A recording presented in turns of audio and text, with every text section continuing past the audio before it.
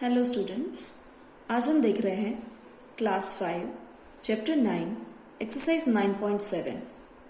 यहाँ पे मैं रत्ना सागर पब्लिकेशन की living maths text book use कर रही हूँ। यहाँ पे हम डिस्कस करेंगे how to find volume of the given solid, यानी कि सॉलिड का वॉल्यूम कैसे ढूंढते हैं। तो वैसे तो हम 9.6 में इसके फॉर्मूला के बारे में डिस्कस कर चुके हैं, लेकिन 9.6 में हम लोग सिर्फ क्यूब्स काउंट करके ही वॉल्यूम ढूंढ लेते थे। यहाँ पे मैं आप लोग को फॉर्मूला क्लियर यूज करना सिखाऊंगी। जैसे कि यहाँ पे दिया हुआ है in question A, find the volume of each solid, यानी कि हमें सॉलिड का वॉल्यूम ढूंढना है।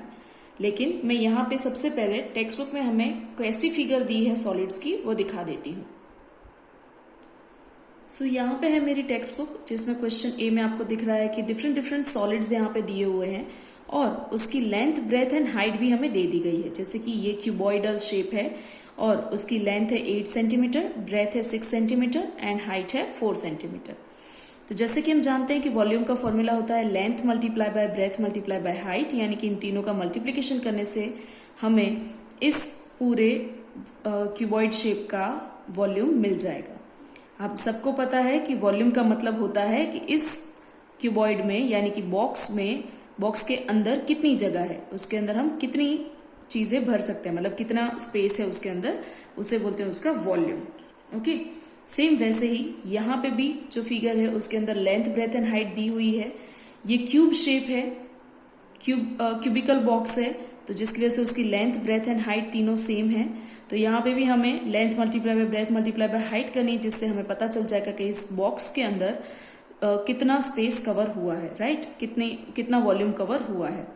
देन ये भी क्यूबॉइडल शेप है, लेंथ, ब्रेथ एंड हाइट हमारे पास है, तो उन तीनों का मल्टीप्लिकेशन करके हमें इस क्यूबॉइडल शेप का भी वॉल्यूम मिल जाएगा। तो देखते हैं मेथड करके हमारी नोटबुक में। सो अगेन यहाँ है हमारी नोटबुक। तो जैसे कि मैंने कहा that volume is equal to length multiply by breadth multiply by height.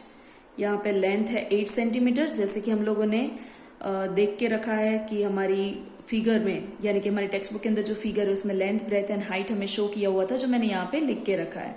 So length हो गई 8 सेंटीमीटर, ब्रेथ हो गई 6 सेंटीमीटर एंड हाइट हो गई 4 सेंटीमीटर, राइट। अब आपको इन तीनों का मल्टीप्लीकेशन कर लेना है, तो मल्टीप्लीकेशन का आंसर हो जाएगा 192 क्यूब सेंटीमीटर। यहाँ पे आप लोगों को यूनिट में स्पेशल देखना है, क्योंकि सारी साइड सेंटीमीटर में है तो हम यहाँ पे सेंटीमीटर लेंगे, लेकिन यहाँ पे हमें आगे सेंटीमीटर के आगे क्यूब जरूर लगाना है। जैसे कि 9.6 में हम लोग देख चुके हैं कि वॉल्यूम ढूंढने के लिए हमें छोटे छोटे क्यूब में डिवाइड करना होता है फिगर को या फिर हमारे सॉलिड शेप को, तो इसलिए हम आगे क्यूब लगाते हैं। ओके, तो आपको ध्यान रखना है कि आप वॉल्यूम का जब भी यूनिट लिखो क्यूब मीटर, क्यूब सेंटीमीटर या क्यूब किलोमीटर ही होना चाहिए।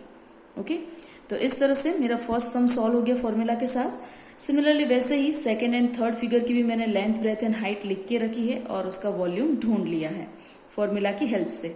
सेम ही फॉर्मूला हमें यूज करना है, तो यहाँ पे मेरा सम सॉल्व हो जाएगा। ओके, इसी तरह से क्वेश्चन बी भी देख लेते हैं। क्वेश्चन बी की भी फिगर्स हमें अवेलेबल हैं टेक्स्ट बुक में, तो देखते हैं वो सारी फिगर्स। सो यहाँ है हमारी text book exercise 9.7 question number B, जिसके अंदर कुछ फिगर्स दी हुई है और यहाँ पे भी फिगर में हमें लेंथ, ब्रेथ एंड हाइट बता दी है, राइट। तो हमें लेंथ, ब्रेथ एंड हाइट पता है। जैसे कि इस फिगर की अगर मैं बात करूँ, शू बॉक्स है ये, जिसकी लेंथ हो गई 15 सेंटीमीटर, ब्रेथ हो गई 25 सेंटीमीटर एंड हाइट हो गई 7 सेंटीमीटर। ओके, सिमिलरली ये कबर्ड है, उसके अंदर भी, या फिर बुक शेल्फ भी आप कह सकते हो, तो यहाँ पे लेंथ हो गई 70 सेंटीमीटर, ब्रेथ हो गई 15 सेंटीमीटर एंड हाइट हो गई 80 सेंटीमीटर। ओके, सिमिलरली वैसे ही सारी ही फिगर के length, breadth and height available हैं।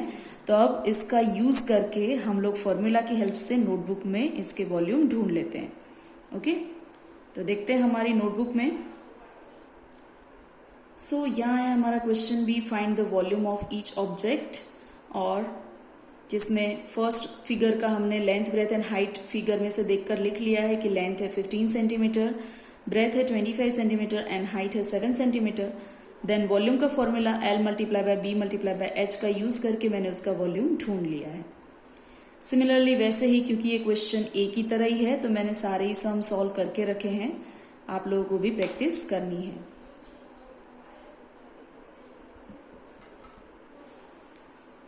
एंड यहाँ पे है लास्ट सम 6 नंबर। ओके, तो इस तरह से हमारे सारे ही सम सॉल्व हो जाएंगे।